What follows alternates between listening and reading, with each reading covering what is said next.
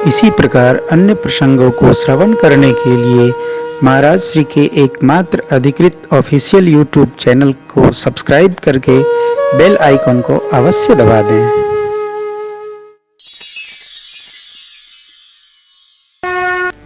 भगवान ने जब अनुसंधान किया अग्नि बाण, तो जैसे आग निकली है भाई समुद्र विप्र रूप में मणियों से सुसज्जित थाल लेकर के भगवान की शरण में आए।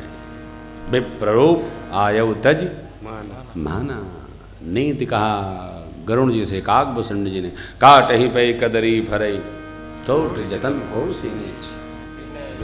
विनय डाट ही पे नीच व्यक्ति बिना सजा के बिना त्रास के सुनता नहीं। शरणों में आए, प्रभु हम शरणागत हैं, हे नाथ हम आपकी शरण हैं। आकाश, वायु, अग्नि, जल और पृथ्वी, हे नाथ इन पांचों तत्वों का जड़ स्वभाव है। इस पंक्ति को व्यवस्थित श्रवण करिए। आकाश, वायु, अग्नि, जल और पृथ्वी इन पांच तत्वों का जड़ स्वभाव है। इनकई नाथ सहज जड़ कर, आपकी माया से ये प्रेरित होकर व्यवहार करते हैं और इसी से सृष्टि चल रही है। आपकी आज्ञा होती तो जो आप चाहते हैं मैं वो कर देता, परंतु ठाकुर जो मर्यादा आपने बना रखी है वह मर्यादा टूट जाएगी। कैसे? आपने वायु को बहने को कहा तो बह रही है, जल को आपने दौड़ने को कहा तो दौड़ रहा है, पृथ्वी को धारिता दी तो वो धारण कर रही है, आकाश को विस्तार आपने दिया तो विस्तृत हो रहा है।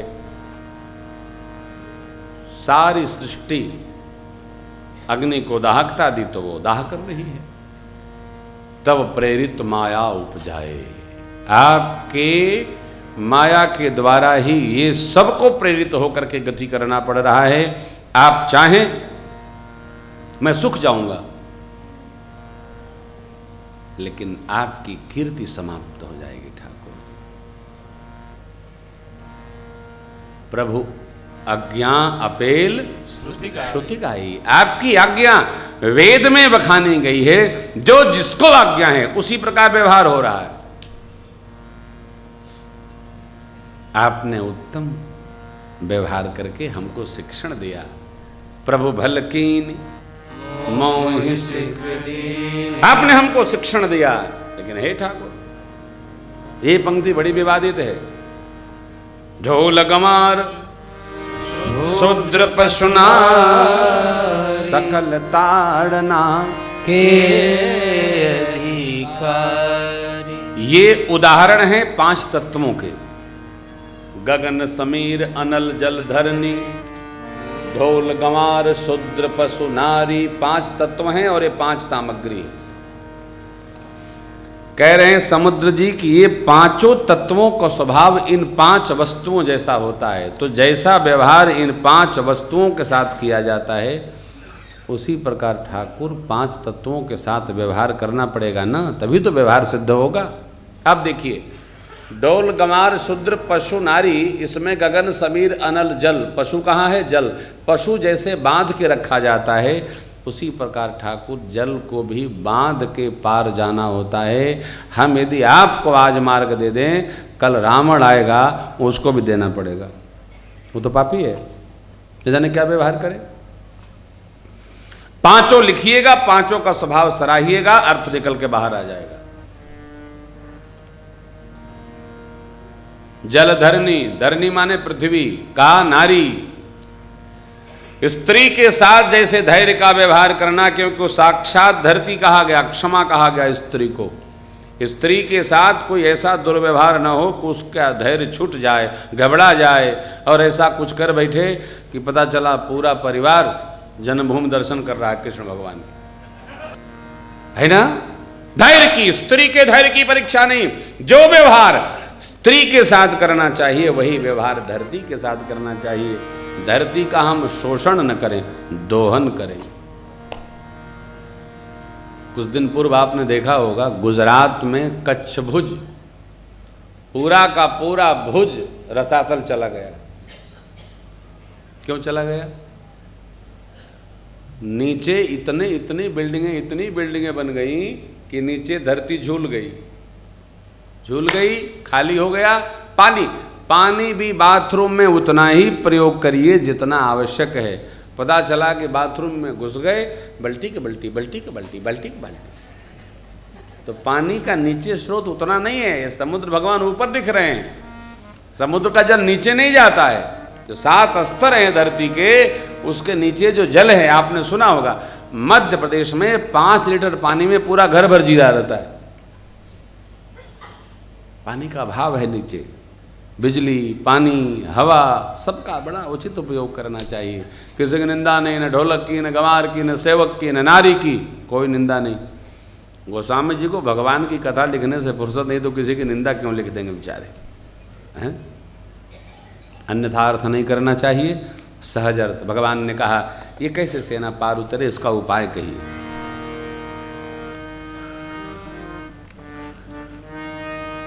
तो समुद्र जी ने कहा नाथ नील नल कपिदो भाई लरिकाधि ऋषि आशीष नहीं, शाप लगा था।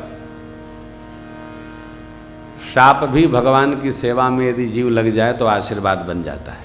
इसलिए समुद्र जी बोले आशीष पाई तिनके परस किए तरि हैं जलद प्रताप तुम्हारा। मैं भी हृदय में आपकी प्रभुता का स्मरण करके प्रभु अनुमान के अनुसार जितना बल है सहयोग करूंगा। सेतु बंधन कराइए और सेना को पार ले जाइए। इस बाण का क्या करो, उत्तर दिशा में फेंक दीजिए, निशाचरों का विनाश हो जाए।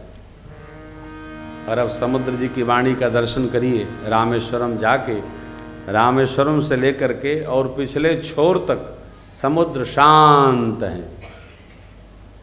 वही वो पुल है। नासा ने देखा उसको, नासा ने देखा ना, देखा किसका पुल? राम जी का पुल। राम जी की प्रार्थना करिए। राम जी के द्वारा बनाया गया पुल ही राम जी के रामत्व की सत्यता को दुनिया को बता रहा है। किसने पुल बनाया? राम जी ने। कब बनाया? त्रेता में बनाया। किस लिए बनाया? पता लगाओ। विज्ञान ढूंढ रहा है। विज्ञान बच्चा है बेचारा, वो क्या ढूंढेगा? विज्ञान के बस का है? ज्ञान विज्ञान के बस का नहीं है। विज्ञान के बस की जानकारी है। ज्ञान तो शास्त्रों संतों के पास है। ये ज्ञान है, ये विज्ञान नहीं है। विज्ञान मेटाफिजिकल चलता है साहब, वो अंदर क्या जाने क्या है।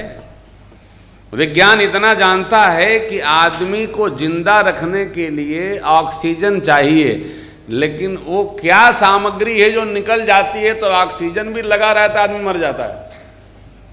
ये विज्ञान नहीं जानता है। जानता है क्या? वो नहीं जानता। वही है प्राणवायु। पता लगा रहा, विज्ञान पता लगा रहा है वो कौन सी सामग्री है जो निकल जाती है। वही है आत्मा।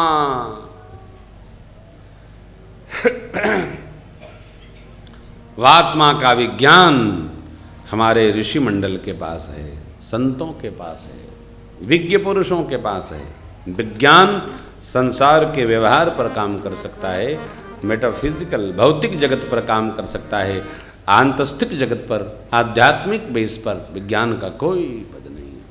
विज्ञान परमाणु बम बना सकता है, उसके विनाश को बचा नहीं सकता, लेकिन हाँ अध्यात्म परमाणु बम से अधिक बड़ा बम बना सकता है, उससे विनाश से भी बचा सकता है। ये अध्यात्म की शक्ति है। ऋषि मुनियों का आपने सुना होगा,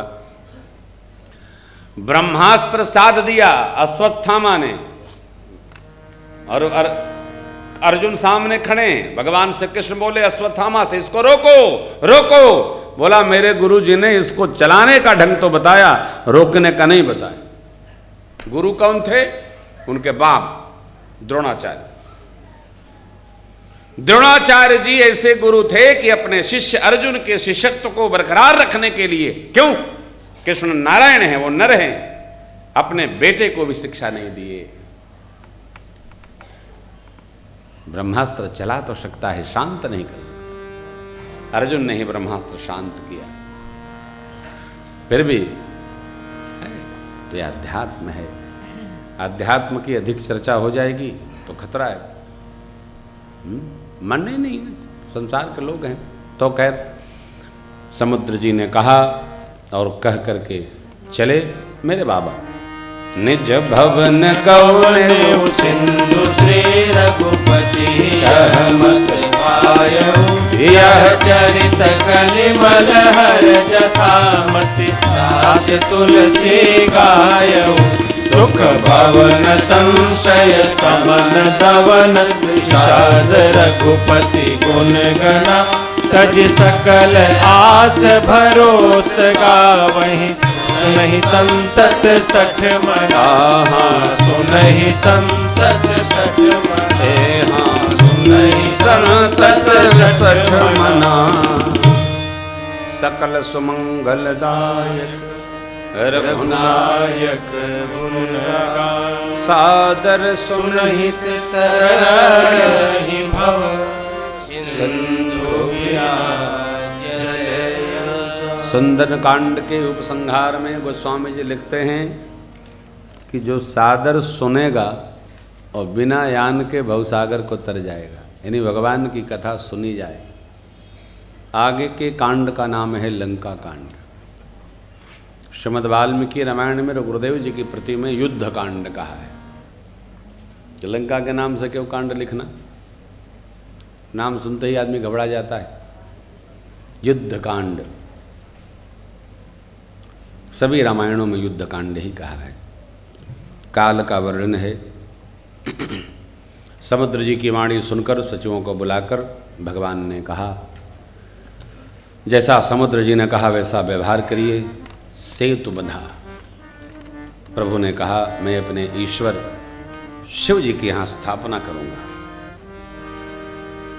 मेरे ईश्वर राम जी के ईश्वर, नाम रखा भगवान ने रामेश्वर। महिमा बखानी।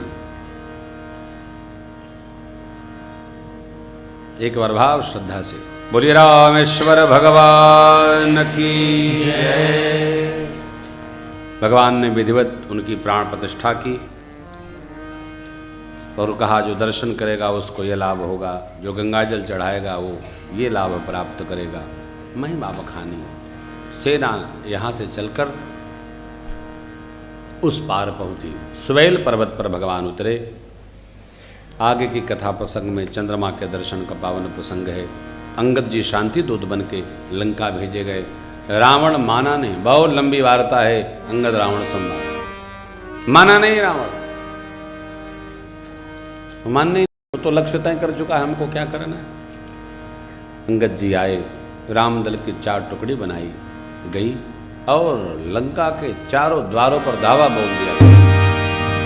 भीषण युद्ध हुआ। वो स्वामी जी लिखते हैं, निश्चर की शिलराही बर निश विविध प्रकार, कुंभकर्ण घननाद कर बल पोष संहार। निश्चर निकर मरण विधिना ना रघुपति रावण समर बखान। रावण वध मंदोदर शोक। तब भगवान ने राज विभीषण देव अशोका। 9 दिन युद्ध चला है। कुंभकर्ण मेघनाद के पश्चात भगवान ने रावण को गति दी। विभीषण जी को राज सत्ता दी गई। अग्नि साक्षी करके भगवान ने माँ के सत्य स्वरूप को प्राप्त किया है। इंद्र जी आए, अमृत वृष्टि कराए, वानर लोग स्वस्थ हो गए। निशाचरों को भगवान ने दर्शन दिया था तो उनको गति प्रदान कर दी।